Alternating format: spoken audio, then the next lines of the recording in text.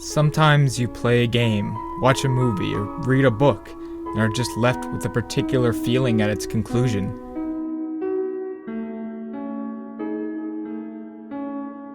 A weird, hollow feeling, like there should be more. More to explore, more to learn, more to experience. And no game has left me with that feeling more so than OneShot has. I simply haven't played anything else like it. And that's all because of Nico. In OneShot, you aren't playing as an avatar. You are, well, yourself. A god whose job is to guide Nico to the center of the world to relight the sun in order to save a dying land and to send Nico back to their home. And as you progress through the different areas on your way to the tower, you really start to see Nico as a real person, and well, as a friend, as strange as that sounds. Over the course of the journey, Nico talks directly to you, and you begin to really understand them. Their fears, dreams, likes, dislikes. It's like getting to know a real person, and I became incredibly attached to Nico, more so than most characters in other games.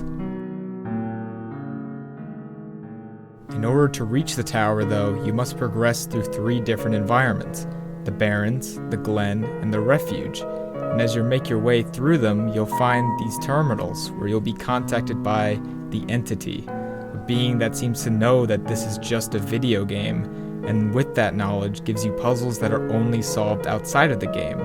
And these puzzles are super unique and fun, and really break the boundary of what a video game puzzle can be. But at the same time, it's not really understood what this entity's goals are. However, as the distance to your goal becomes smaller and smaller, you learn that relighting the sun might be futile. Many characters share that relighting the sun would just delay the inevitable decay of the world. Things are suddenly more complicated and become even more so as you learn that if you relight the sun, Nico can't return home. And so, as you reach the summit of the tower, you are given 2 choices. Relight the sun on the vague hope that it could revive the dying land, but trap Nico, a child, here in this foreign world forever. Or smash the light bulb and send Nico home, but abandon this world and everyone in it. I swear, I sat at this choice for minutes just thinking about it. But eventually I decided that Nico was more important to me than this world that seemed to be doomed anyways. So I chose to break the light bulb and send Nico home.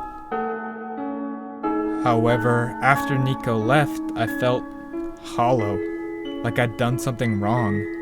I tried to relaunch the game only to have it close automatically.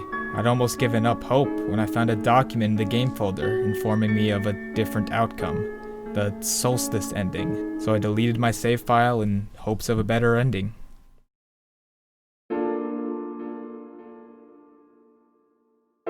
However, sometimes trying to do the good thing leads to larger consequences. In Solstice mode, characters that would have been left in peace are driven to harm in order to protect you and Nico.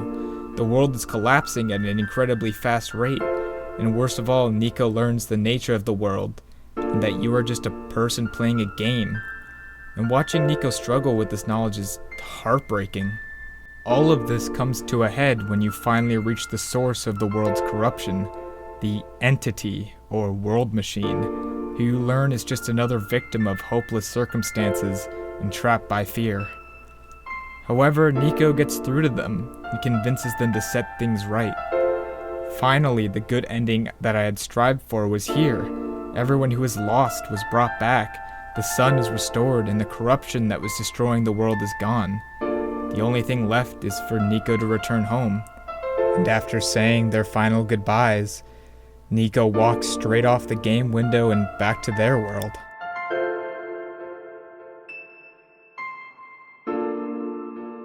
Supposedly, this was the best outcome for everyone, and well, it was for everyone except me. Watching Nico leave really felt like losing a friend, as dumb as that might sound. I really gotten attached to them over the course of the game, and it really felt like I'd never see them again.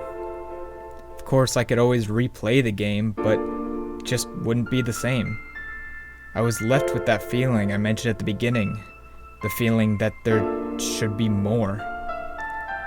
And for that reason, and many others I've mentioned, OneShot is a game I can't imagine myself ever forgetting. The story, the characters, the puzzles, and most of all, Nico, have a special place in my heart, and I really think that everyone should give this game a chance.